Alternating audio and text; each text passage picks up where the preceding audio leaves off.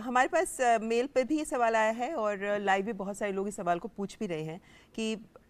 Mains में जो optional subject है ना सर, इसको लेकर बहुत सवाल उठाया जा रहा है। यहाँ सूर्य कुमार, उषा कोरुपुला, प्रसाद पिल्ला, बहुत लोगों ने पूछा है पहले तो कि यूपीएससी में ऑप्शनल सब्जेक्ट की रेलिवेंसी क्या है, क्यों ही रखा गया है ऑप्शनल सब्जेक्ट, और क्या फ्यूचर में जैसे 2027 में कोई एग्जाम होगा, उषा पूछ रही है कि क्या हम ऑप्शनल को हटाने का सोच रहे हैं, और ऑप्शनल्स का यूपीएससी में क्या वेटेज है? तो वेटेज की बात करें तो जैसे अब आज की तारीख में हमारे पास जो एग्ज़ाम की प्रक्रिया है, मेंस एग्ज़ाम की बात हो रही है, ऑप्शनल मेंस में आता है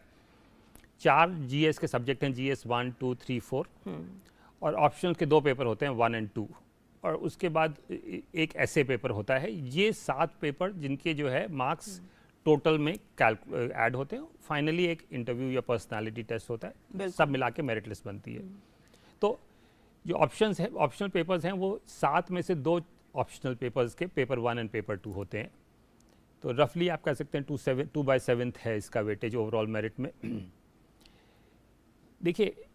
जो हम ऑप्शनल पेपर लेते हैं उस सब्जेक्ट में जो उस कैंडिडेट की चॉइस का सब्जेक्ट है,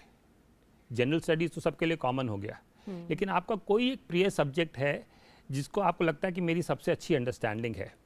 उसमें हम उसकी अंडरस्टैंडिंग एंड नॉलेज टेस्ट करना चाहते हैं, क्योंकि वो उसके मेरिट का एक बहुत बड़ा मापदंड है।